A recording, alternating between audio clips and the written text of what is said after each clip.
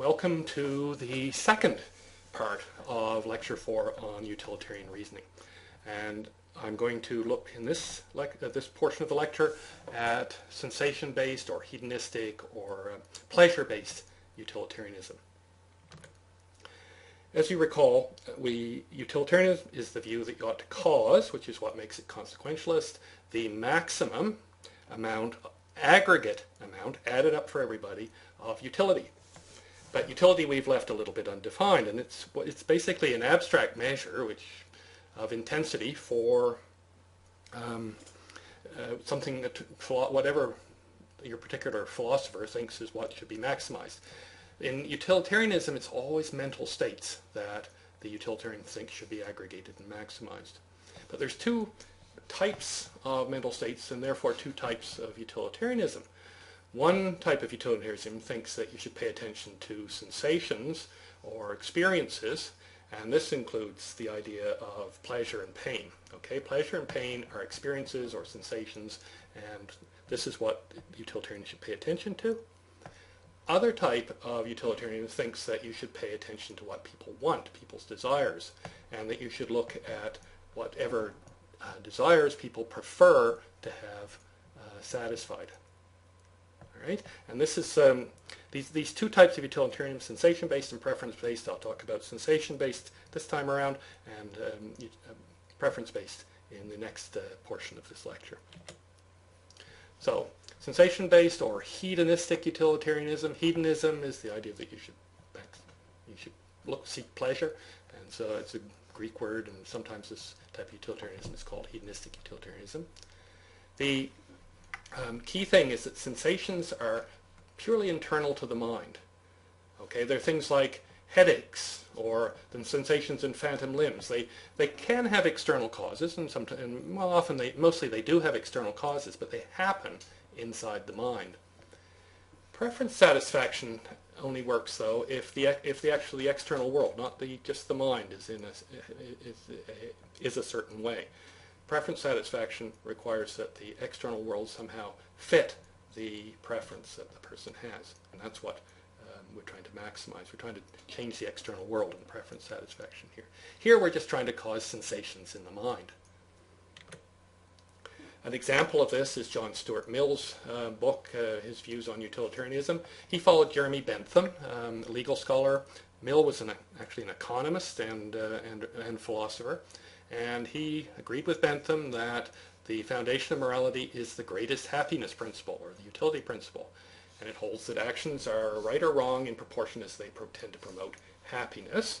Okay, but then what is happiness? By happiness he intends pleasure and the absence of pain, and unhappiness is pain and the absence of pleasure. Okay, so this is the utilitarian view of Mill, similar to the view of Bentham. And its attractions are that it counts everybody's pleasures and pains. It doesn't just count the aristocrats, it counts everybody's pleasures and pains. And it promises the possibility of a decision in nearly every case, right? You just take your preferences or your utilities and you add them up and you see which one is the best, and the one that's the highest, and you pick that course. It's like a cost-benefit analysis. Now, there's a couple of problems with this seemingly attractive view. And I'll just review a couple of them here. One of them is the question of what should you do with sadistic pleasures, right? You've got a sadist who is causing pain to the victim, and utilitarian has to say, well, the sadist gets a certain amount of pleasure from this, the victim has a certain amount of pain. What we do is we add up, we compare the two, and if the situation is pleasurable on balance, if the sadist is getting more pleasure than the victim, then you should allow the sadist to go ahead. Now something seems intrinsically wrong about that, because the utilitarian view has counted the pleasures of the sadist, and yet it seems that being a sadist is not a good thing to do, and even if the sadist gets pleasure, that should not count in favor of the sadistic action being the right one. It should actually maybe even count against it, right? Sadistic pleasures, if anything, the fact that the sadist experiences pleasure makes the action worse, not better.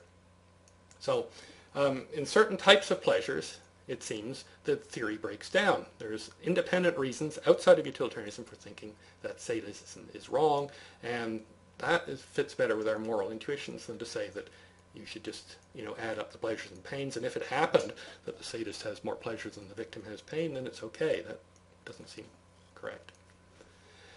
Notice that when we did this, we had to make an interpersonal comparison of the amounts of pleasure and pain. We were comparing the sensations and pleasures of the sadist and the victim. Now, and then we were saying that they could be measured somehow on the same scale so that we could make this comparison. Well, that itself is also an assumption that is tricky. It just does not seem easy to compare one person's pleasures with another person's pleasures, or pleasures and pains, and there doesn't seem to be any way of measuring them or comparing them that we can think of. Now, we can do a little better for preference satisfaction, as I'll show you in the next portion of this. But for pleasures, which are internal mental states, there doesn't seem to be any way of measuring their intensity. And if you can't measure and compare their intensity, then the idea of aggregating and maximizing seems to go through out the window. There's also a problem with how these things can be caused. For example, it's been found that you can hook wires into the brain's pleasure centers in people, stimulate a portion of the brain. I'm not sure where it is, and I've certainly never had it done. But you can, and it'll cause people intense pleasure. And according to the utilitarian view, this is a good way to lead your life, hooked up to a virtual reality, or be a brain in a vat who is experiencing these pleasurable sensations all the time. And that just seems wrong. Not everybody would agree with that as the ultimate goal of morality is just pleasure. It matters how those pleasures come about, and what sort of pleasures they are. I mean, sadistic pleasures, and what sort of causes they have. And finally, this is an issue that is going to loom large in our thinking, which is that utilitarianism seems to have problems with justice and rights and fairness. It seems always possible that the pleasure of, say, the majority can be caused by or involve the pain or poor well-being of the minority. Oppression may lead to the maximum amount total aggregate pleasure. And if it does, the utilitarian has to say, well, this is the right thing to do. It's right to oppress other people if the total is maximized, just as it was right for the sadist to torture the victim if the total was maximized. And this just seems wrong.